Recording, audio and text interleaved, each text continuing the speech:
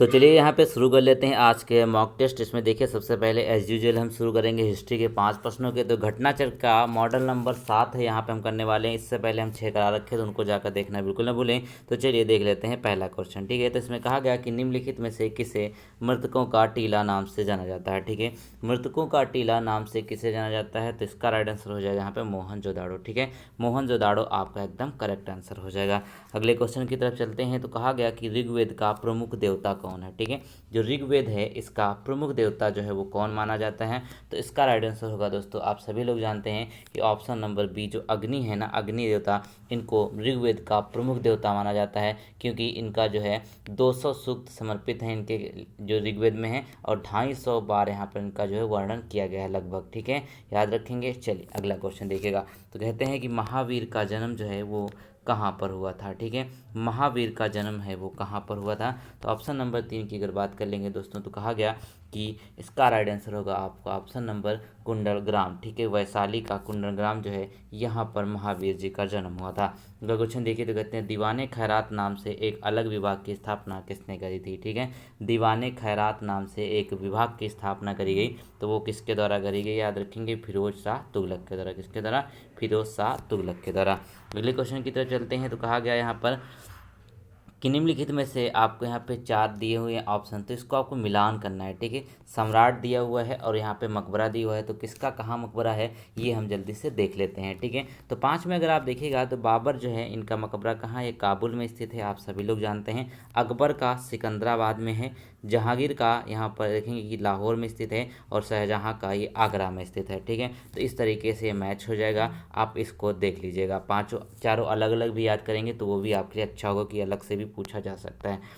अगला क्वेश्चन देखिए, तो कहते हैं यहाँ पे वह अंग्रेज जिसने सम्राट जहांगीर के दरबार में आकर भेंट किया था। ठीक है, जिसने सम्राट जहांगीर के दरबार में आकर सबसे पहले उन्होंने भेंट किया या मुलाकात करी, तो वो कौन हो जाएंगे, ये हो जाएंगे सर थॉमस रो। ठीक है, सर थॉमस रो इंग्लैंड के राजा जेम्स प्रथम के ये दूत हुआ करते थे, जो 1615 में पहुंचे थे। ठीक है, और ये जहांगीर के दरबार में उपस्थित हुआ था 1616 में। ठीक है, चलिए अगला क्वेश्चन देखिएगा। अगले में कहते हैं कि अवध के अंतिम नवाब कौन थे। ठीक है, जो अवध है, ठीक, अवध के जो अंतिम नवाब हैं वो कौन थे, तो 7 का करेक्ट आंसर होगा यहाँ पर वाजिद अली शाह। ठीक है, वाजिद अली शाह जो है ये अवध के अंतिम नवाब थे, इसका करेक्ट आंसर हो जाएगा। ठीक है, अब यहाँ पे एक चीज़ देखिएगा कि 1856 में डलहौजी ने कुशासन का आरोप लगा कर अवध को ब्रिटिश साम्राज्य में सम्मिलित कर लिया था। ठीक है, डलहौजी ने क्या किया था, कुशासन का आरोप लगाया और इसको अवध को ब्रिटिश साम्राज्य में यहाँ पर शामिल कर लिया था।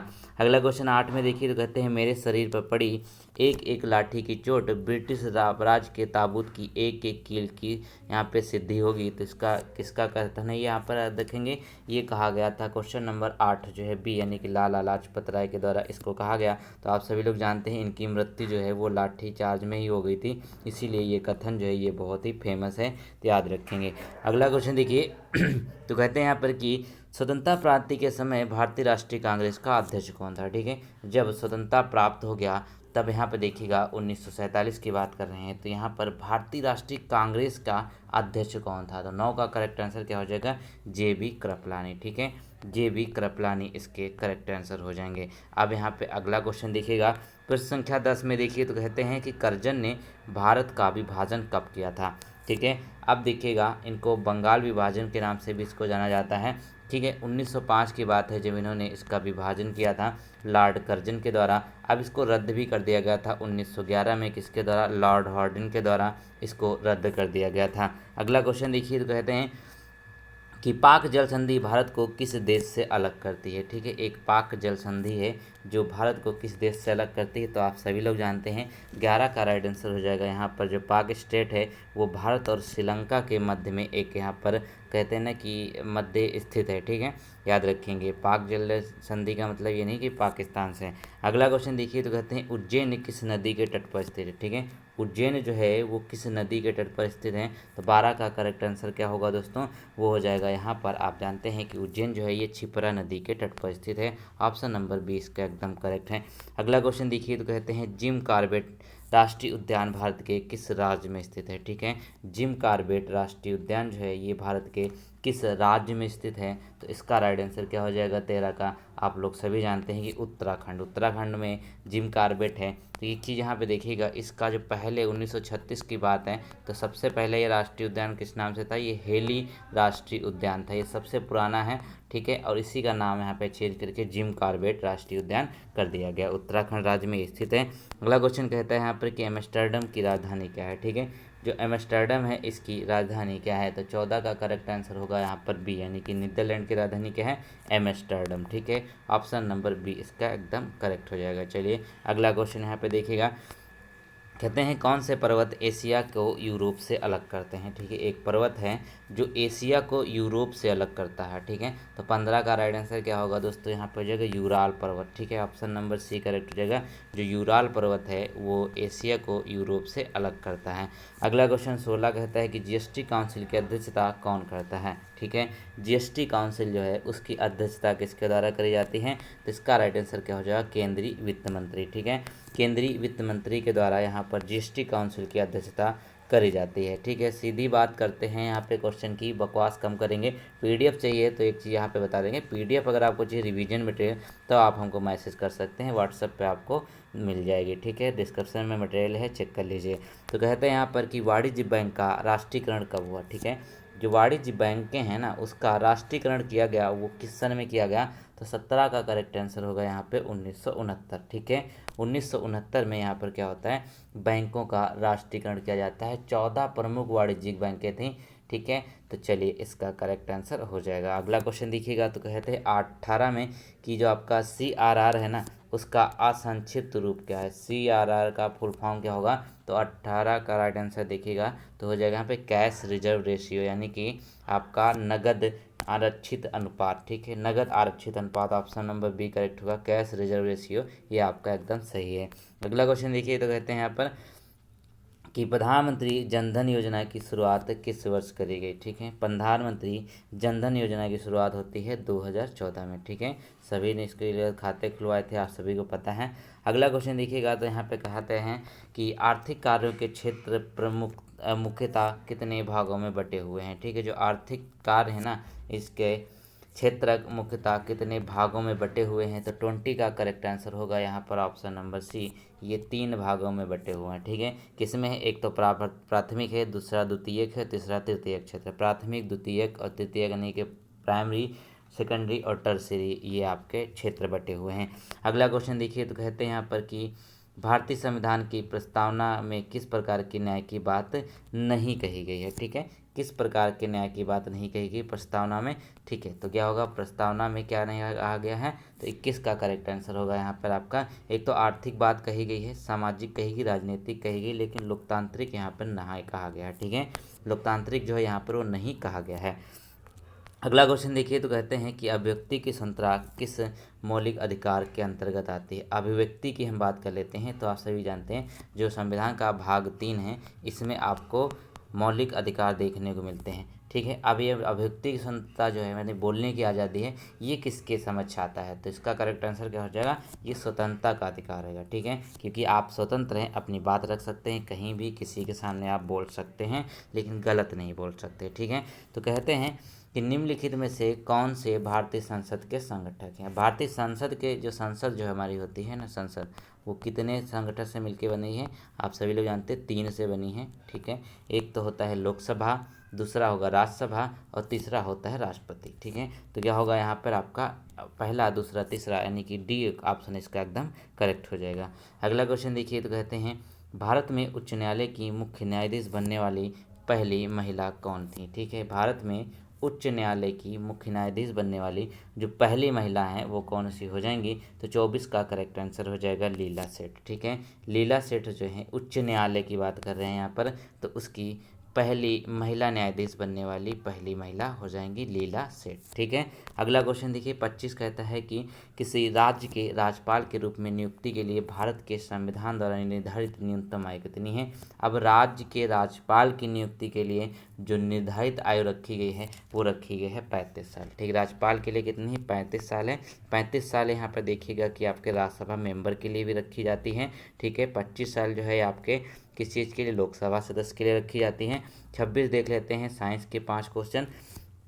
कहा गया कि जब वो किसी वस्तु को दो समांतर दर्पण के बीच रखा जाता है तो बने हुए प्रतिबिंब की संख्या कितनी होगी। ठीक है, समांतर रख दिया जाए यानी कि पैरेलल, ये दो दर्पण हैं तो इनके बीच में कोई आता है बंदा, देखिए अगर आप देखें बाल कटाने जाते हैं तो आपको समानांतर मिलते हैं मिरर, तो वहाँ पे क्या होता है, आपको अनलिमिटेड आपके सर दिखते हैं। ठीक है, तो यह हो जाएगा अनंत, इसका करेक्ट आंसर हो जाएगा।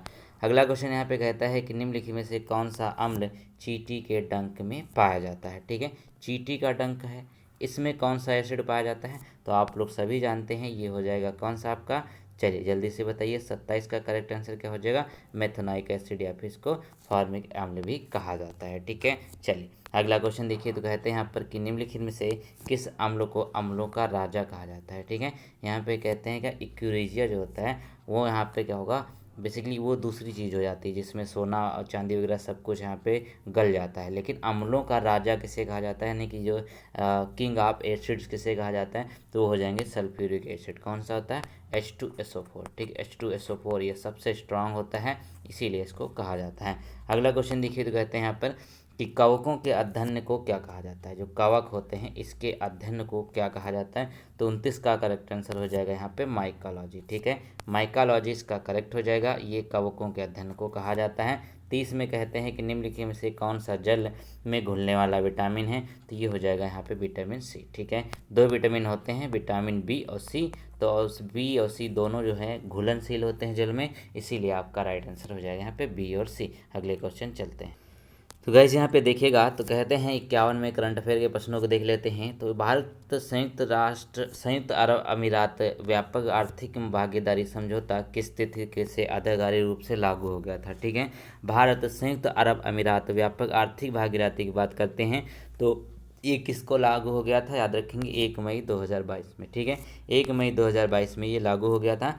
अगला क्वेश्चन देखिए, तो कहते हैं देश के पहले अनाज आधारित इथेनॉल संयंत्र की स्थापना कहाँ पर करी जा रही है। ठीक है, अनाज आधारित इथेनॉल संयंत्र जो है वो कहाँ पे लगाया जा रहा है, तो याद रखेंगे इसका राइट आंसर होगा 52 का आपका option number D, Purnia Bihar. ठीक है, ये बिहार में स्थित है, याद रखेंगे पूर्णिया बिहार जो है ये आपका इथेनॉल संयंत्र लग रहा है, वो भी अनाज आधारित। ठीक है, 53 में देखिए, तो कहते हैं कि फरवरी 2022 में जो आपका सेबी ने किसकी अध्यक्षता में वैकल्पिक निवेश नीति पर सलाहकार समिति का पुनर्गठन किया है। ठीक है, वैकल्पिक निवेश नीति पर सलाहकार समिति का पुनर्गठन किया, तो 53 का राइट आंसर हो जाएगा यहाँ पर ऑप्शन नंबर बी, यानी कि NN नारायण मूर्ति। ठीक है, जो NR नारायण मूर्ति हैं इनको नियुक्त किया गया है। अगला क्वेश्चन कहता है यहाँ पर कि मई 2022 में इंडियन ऑयल कॉरपोरेशन ने असम के किस जिले में पायलट आधार पर मेथनॉल के मिश्रण को M15 पेट्रोल लॉन्च किया है। ठीक है, तो यहाँ रखेंगे आसाम में तो किया गया, लेकिन आसाम का जो जिला है एक तिनकुसिया जिला, वहाँ पर इसको किया गया है। कहते हैं कि हाल ही में भारतीय विज्ञान संस्थान जो आपका ISS बेंगलुरु के नेतृत्व में किए जा रहे अध्ययन में किस नदी में माइक्रोप्लास्टिक पाया गया जिसके कारण मछलियों में विकास प्रभावित हो रहा है। ठीक है, अब यहाँ पे तो गाइस 55 का जो राइट आंसर हो जाएगा कावेरी नदी। ठीक, कावेरी नदी में जो यहाँ पर जांच में पाया गया कि माइक्रोप्लास्टिक है जिसकी वजह से मछलियाँ जो है सर्वाइव करने में दिक्कत हो रही है। अगला क्वेश्चन कहता है यहाँ पर कि मार्च 2022 में केंद्रीय मंत्री नितिन गडकरी ने नई दिल्ली में विश्व की सबसे उन्नत तकनीक विकसित green hydrogen fuel cell electric वाहन को लॉन्च किया। लॉन्च किए गए वाहन का नाम क्या है। ठीक है, ये आपको बताना है, बहुत ही अच्छा ये क्वेश्चन है। तो 56 का करेक्ट आंसर क्या हो जाएगा, ऑप्शन नंबर डी, ये हो जाएगा टोयोटा मिराई। ठीक है, टोयोटा मिराई को लॉन्च किया गया है। अगला क्वेश्चन देखिए, तो कहते हैं फरवरी मार्च 2022 में 5 राज्यों में विधानसभा चुनाव संपन्न हुए, विकल्प में से इनमें से कौन सा राज्य 5 राज्यों में शामिल नहीं है। फरवरी मार्च की बात है, आप सभी लोग अच्छे से परिचित हैं, तो आपको पता है गोवा में हुई 70 सीटें हैं, उत्तराखंड में हुआ, ठीक है, और यहाँ पे पंजाब में हुआ 70 नहीं, थोड़ा सा चलिए ध्यान नहीं है इसका, आप लोग देख लीजिएगा। ठीक है, तो अब देखिए गोवा, उत्तराखंड, पंजाब में चुनाव हुए थे, सिक्किम में यहाँ पर इसका चुनाव नहीं हुआ था। इस बार क्या हुआ था, सिक्किम में चुनाव नहीं हुए थे। फरवरी मार्च की यहाँ पर बात कर लेते हैं। अगला क्वेश्चन कहता है कि दिसंबर 2021 में प्रधानमंत्री नरेंद्र मोदी ने गंगा एक्सप्रेसवे आधारशिला रखी। इस एक्सप्रेसवे के संदर्भ में कौन सा तथ्य सही नहीं।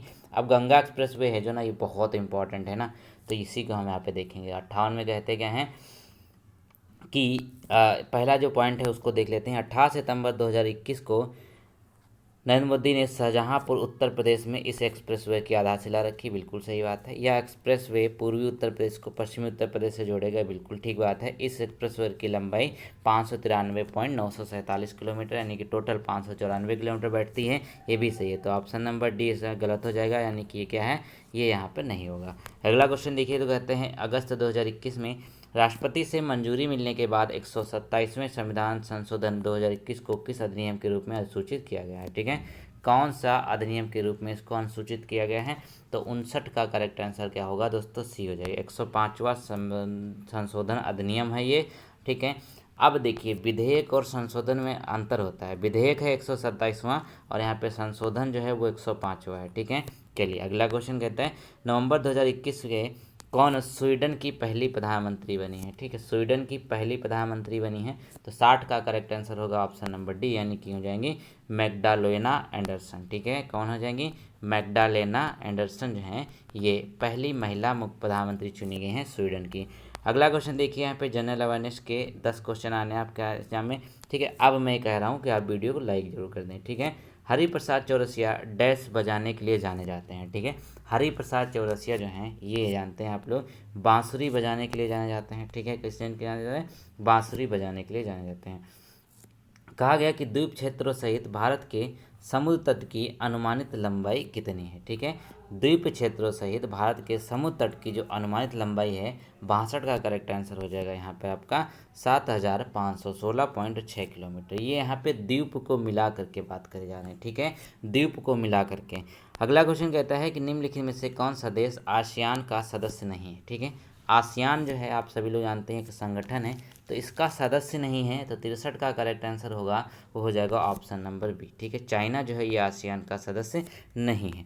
अगला क्वेश्चन कहता है ना कि बीसी राय पुरस्कार किस क्षेत्र में दिया जाता है, ठीक है। बीसी राय जो पुरस्कार है वो किस क्षेत्र में दिया जाता है, तो 64 का करेक्ट आंसर हो जाएगा यहाँ पे ऑप्शन नंबर सी, चिकित्सा के क्षेत्र में, ठीक है। किसके क्षेत्र में, चिकित्सा के क्षेत्र में इसको दिया जाता है बीसी राय पुरस्कार, ठीक है। चलिए अगला क्वेश्चन कहता है यहाँ पे कि निम्नलिखित में से दुनिया का सबसे छोटा पक्षी कौन सा है, ठीक है। दुनिया का सबसे छोटा पक्षी कौन सा है, तो ये हो जाएगा बी हमिंग बर्ड, ठीक है। कौन है, बी हमिंग बर्ड। अगला क्वेश्चन यहाँ पे कहता है कि धनपत राय श्रीवास्तव किस नाम से मशहूर है, ठीक है। धनपत राय श्रीवास्तव जो हैं वो किस नाम से मशहूर हैं, तो याद रखेंगे इसका करेक्ट आंसर होगा प्रेमचंद। प्रेमचंद का ही नाम धनपत राय हुआ करता था। अगला क्वेश्चन देखिए, तो कहते हैं अप्रैल 2022 में मीडिया फाउंडेशन द्वारा 2021 का उत्कृष्ट महिला पत्रकार का चमेली देवी जैन पुरस्कार किसे दिया गया, ठीक है। ये आप लोग ध्यान रखिएगा, चमेली देवी जैन पुरस्कार किसे दिया गया 2021 की बात करें तो 67 का करेक्ट आंसर है आरिफा जौहरी को, ठीक है। किसको दिया गया, आरिफा जौहरी को। अगला क्वेश्चन देखिए, तो कहते हैं यहाँ पर कि किस देश ने पुरुषों की बैडमिंटन टीम प्रतियोगिता थॉमस कप 2022 को जीता है, ठीक है। थॉमस कप 2022 को जीता है, तो 68 का राइट आंसर क्या होगा, ऑप्शन नंबर ए हो जाएगा, भारत ने जीता है, ठीक है। पुरुषों की बैडमिंटन टीम जिसको आज तक कभी नहीं जीता था उसको इसने जीता था। अगला क्वेश्चन देखिए, तो कहते हैं crunch time Narendra Modi national security crisis नामक पुस्तक किसने लिखी है, ठीक है। क्रंच टाइम की बात कर लेते हैं, तो 69 का राइट आंसर क्या हो जाएगा दोस्तों, हो जाएगा ऑप्शन नंबर बी, यानी कि श्री राम चौलिया, ठीक है। डॉक्टर श्री राम चौलिया के द्वारा ये आपका करेक्ट आंसर है। अगला क्वेश्चन देखिए, यहाँ पे कहता है 70 में कि प्रतिवर्ष पृथ्वी दिवस कब मनाया जाता है, ठीक है। प्रतिवर्ष जो है पृथ्वी दिवस कब मनाया जाता है, तो ये हो जाएगा 22 अप्रैल, ठीक है।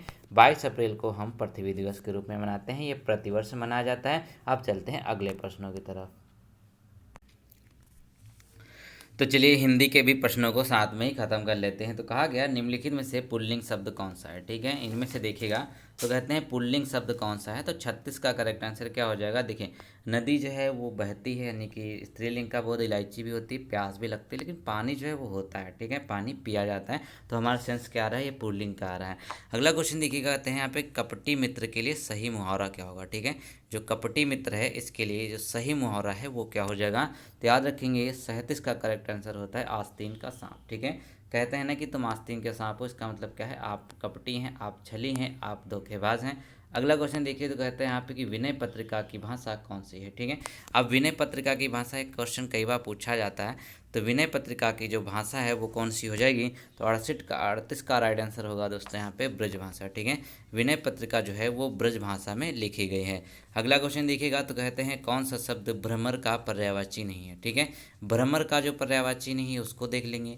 ठीक है, तो अब 39 का करेक्ट आंसर क्या होगा, देखिए आप तो एक चंचरीक की बात कर लेंगे, मिलिंद और सिलीमुख। ठीक है, चंचरीत, मिलिंद, सिलीमुख ये सब क्या हैं, ये आपके भ्रमर के पर्यायवाची। जो सलभ है ना, ये आपका भ्रमर का पर्यायवाची नहीं होता है। 40 में देखिएगा, तो कहते हैं निम्नलिखित वाक्यों में शुद्ध वाक्य का चयन करना है। ठीक है, कौन सा शुद्ध वाक्य का आपको चयन करना है, तो क्या हो जाएगा 40 में, जल्दी से देखिए, तो ये हो जाएगा यहाँ पर आपका ऑप्शन नंबर डी बिल्कुल सही। कि श्री कृष्ण के अनेक नाम है। ठीक है, ये अनेकों नाम है, ये तो गलती है, फिर यहाँ पे ये भी गलत है, सब गलत हैं। ठीक है, बाकी आपका सही क्या है, ऑप्शन नंबर डी एकदम सही है।